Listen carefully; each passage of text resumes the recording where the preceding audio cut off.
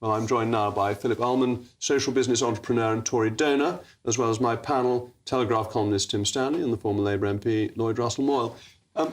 Phillip, this is the worst attack on business by a government since the early days of Harold Wilson, isn't it? Yeah, it is a serious attack. The increase in national insurance increases the cost of employment fundamentally, and it increases the size of the state. So fundamentally, I think there's a lack of any kind of vision. I have no idea what they're trying to do. I don't think there's clarity there. And what I did personally, I'm a social entrepreneur, so I built up a business to a turnover of $1 billion, employing 100,000 people. And most of those were minimum wage workers. And I listened to them. And I think the kind of elephant in the room is these people are struggling to put food on the table. The cost of living, we say inflation's under control. It's not under control. They've got massive increase in costs, 20–25%. They can't afford to buy houses and homes, and therefore that is the real problem.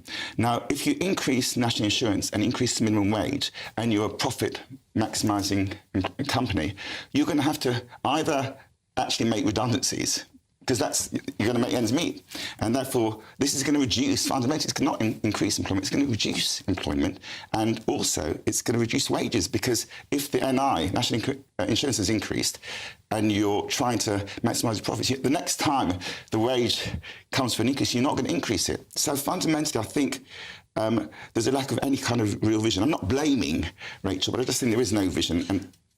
And real wages have to fall if you put up taxes on business, because they need to find the money from somewhere, and prices have to go up. But that's a nominal change, that the real value of money declines. Absolutely. So to me, I've given a lot of thought to what needs to be done. I think we're at a stage where we need to rethink the very fundamentals of how we operate the economy.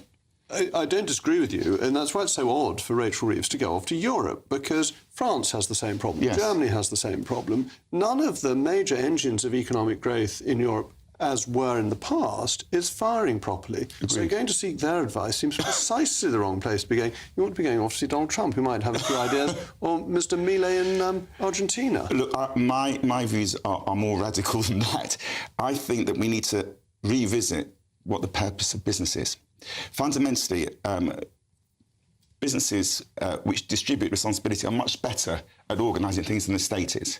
But the trouble at the moment is the businesses are allowed to make as much profit as they want. And that, to me, is fundamentally problematic, because we're seeing cost of living increases, we're seeing banks charging high interest rates. So fundamentally, we need to revisit that assumption. And I think the only way of actually starting to sort the problem out is to actually look at what the purpose of business is. And we need to align. So to me, the state should be aligned with business. If business had a social purpose, a purpose of looking after people, creating meaningful employment, creating jobs that pay enough to put food on the table, to have clothes, to build families, to build communities. And suddenly you're aligned, and that's not what we do.